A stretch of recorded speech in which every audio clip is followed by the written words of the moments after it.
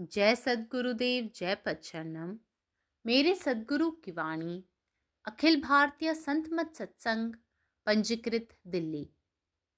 मयि सर्वाणि कर्माणि सन्न्यस्याध्यात्म चेतसा निराशिर निर्ममो भूत्वा युध्यस्व विगतज्वरः। इसलिए हे अर्जुन, तुम सब प्रकार के विहित कर्म करके मुझे अर्पित करो, परंतु अपनी चित्त वृत्ति को निरंतर आत्म स्वरूप पर जमाए रहो। और इस प्रकार का अभिमान कभी अपने मन में मत आने दो कि यह कर्म है, मैं कर्म करता हूँ और इन कर्मों का करने वाला मैं हूँ। बस इतने से ही सब काम हो जाएगा। तुम इस शरीर के फेर में मत पड़ो। सब प्रकार की स्वार्थपूर्ण कामनाएं छोड़ दो और फिर जिस समय जो भोग उपस्थित हो उन सब का निःशंक होकर उपभोग करो। यहाँ क्रियाओं को त्यागने का अर्थ केवल हमारी क्रियाओं के पीछे के गलत प्रेरणाओं को त्यागना है। सत्य आत्मा के गीत को सुनने के लिए मन को तैयार करने से ही प्रेरणाओं की शुद्धि संभव हो सकती है। जब हृदय उच्चतम दिव्य प्रेरणाओं से धड़कने लगता है तो व्यक्ति द्वारा किए गए कार्य सामान्य कार्य नहीं रह जाते, बल्कि वे सर्वोच्च इच्छा के प्रकटीकरण बन जाते हैं। यहाँ लड़ाई शब्द का अर्थ है जीवन की शांत और अंतर्निहित लड़ाई, जिसमें हमें अपने विचारों, भावनाओं और परिस्थितियों के साथ संघर्ष करना पड़ता है। इसलिए यह सलाह केवल अर्जुन के लिए नहीं है, बल्कि यह सभी लोगों के लिए है जो जीवन को पूरी तरह से और बुद्धिमता से जीना चाहते हैं। Surrendering all actions to me, the Supreme Self, the Divine, the Eternal, with your thoughts resting on self, free from hope and egoism, free from mental fever, you do fight. Action becomes a bondage only when it is performed with a heart laden with selfish desires. Actions performed without desires are not actions at all, inasmuch as they are incapable of producing any reactions, sanskaras. Here, the renunciation of action only means the giving up of the wrong motives behind our actions. The purification of the motives is possible only when the mind is made up to hear the song of truth, Atman. The heart begins to throb with the highest divine impulses. Actions performed in the outer world by such an individual are no more the ordinary actions, but they become expressions of the supreme will through that individual. The term fight is to be understood here as our individual fight with circumstances in the silent battle of life. Thus, the advice is not for Arjuna alone, but to all men who would like to live the life fully and intelligently. Om. నా సద్గురు సందేశం. అందుచేత ఓ అర్జున, నీవు అన్ని రకములైన విహిత కర్మలను ఆచరించి నాకు అర్పించు. అయితే నీ చిత్తవృత్తిని నిరంతరము ఆత్మస్వరూపంపైనే నిలిపి ఉంచు.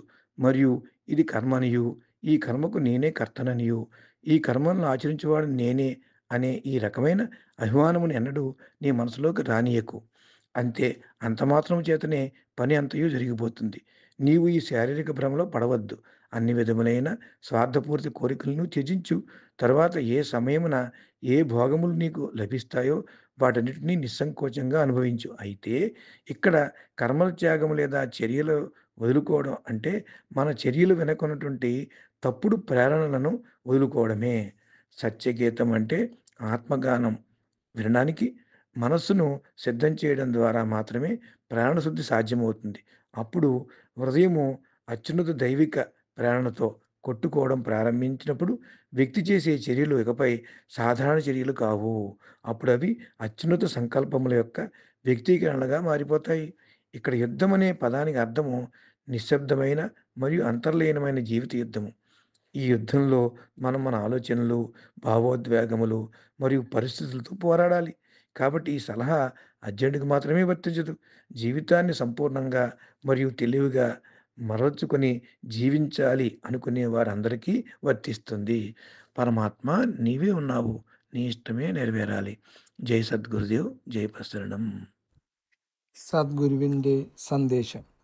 അതുകൊണ്ട് ഹേ അർജുന, നീ എല്ലാവിധ കർമ്മങ്ങളും അനുഷ്ഠിച്ച് എനിക്ക് സമർപ്പിക്കുക.